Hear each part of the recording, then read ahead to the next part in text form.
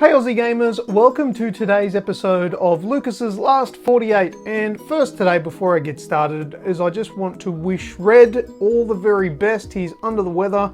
He can't speak properly at the moment. He's got probably some sort of throat infection and is feeling really under the weather. So, mate, Red, I know you're probably watching this. I just want you to say get well soon, and I look forward to having a chat with you later on this week.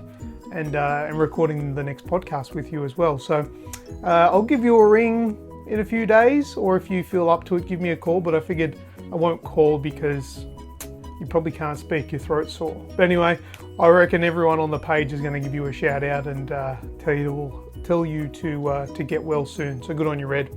And good work to Weeksy as well, good old admin and friend to all of us at Aussie Games Express, putting together a little bit of a recap for Red while he was crook. Alright, so moving on. First things first, in the last 48 hours I've been playing a fair bit of Watch Dogs 2, and when it comes up on the PlayStation 4, all my friends can see that I'm playing Watch Dogs 2, so I've had a few messages come through saying, how's Watch Dogs 2? Is it any good? Is it better than the first one? Is it worth getting? It's great. It's fantastic. It is better than the first one, but so a sequel should be. Now, I am one of the people that questions why there's such bad blood around the original Watch Dogs game. Now, I quite enjoyed it. Yes, there was a lot of controversy surrounding the original release, but most of that stuff had to do with just the way Ubisoft marketed things. The game itself was quite good. Yeah, okay, it didn't look as good. It didn't have that fidelity that was kind of promised in some of those early videos that were probably running on high-end PCs. So we did miss out a little bit, a little bit in that area. But as for the game itself, I enjoyed it. I enjoyed the hacking. I liked using all the cameras to move around and see things and get to different areas. That was really good.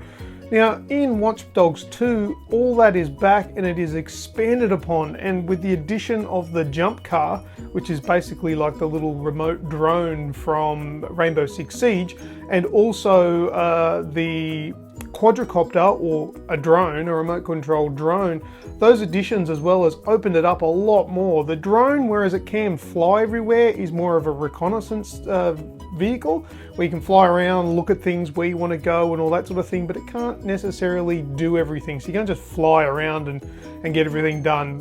Whereas then you've got the jump car, the little drone, the little remote control car that can go around and do a lot more things that the flying quadricopter can't. And it's a lot of fun using Marcus, the main character, to do some things, and then mixing it up and using the jump car, and then using the quadricopter as a bit of get a little bit of intel before you do march into a restricted area.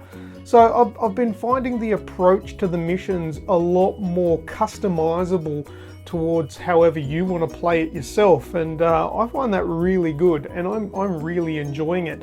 The game runs really well. I'm playing it on a standard PlayStation 4, and it all seems to be working really well. I played some of the co-op missions last night with Nico. Cheers to you, man. Thanks for playing with me. That was awesome.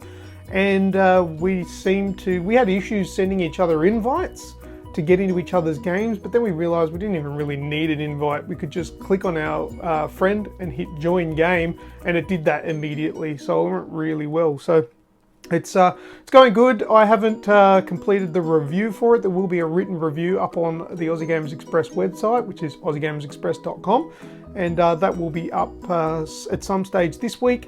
And we'll also be talking about Watch Dogs 2 heavily, I would imagine, in the next episode of the Aussie Games Express video game podcast, because Red should have his hands on this one as well. So hopefully he's given it a bit of a go.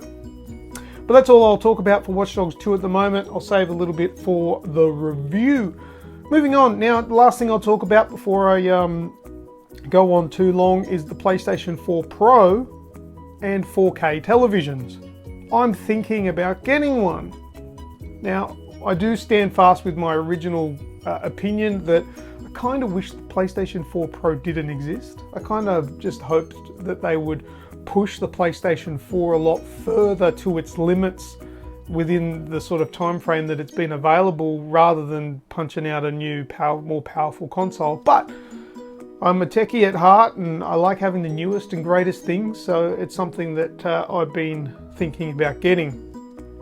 So if I do get the PlayStation 4 Pro, then I definitely want to get a 4K television, because I've only got a HD TV, a full HD TV. What I have been looking at is the Samsung, it's a 60-inch, I've got it on the screen behind me.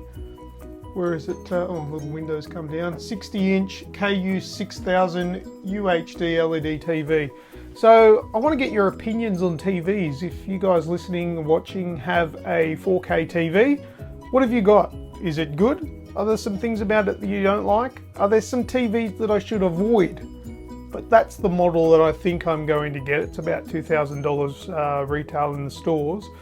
It's a 60-inch full, 4K, so UHD, HDR, the whole kit and caboodle. Now, for me, I don't need the smart TV things. I don't need the video recording. I don't need Netflix. I don't need anything like that. I use my consoles for everything media-wise. I literally need this TV as a display only. I even have my surround sound system that I punch my sound through, so I don't need any of that stuff.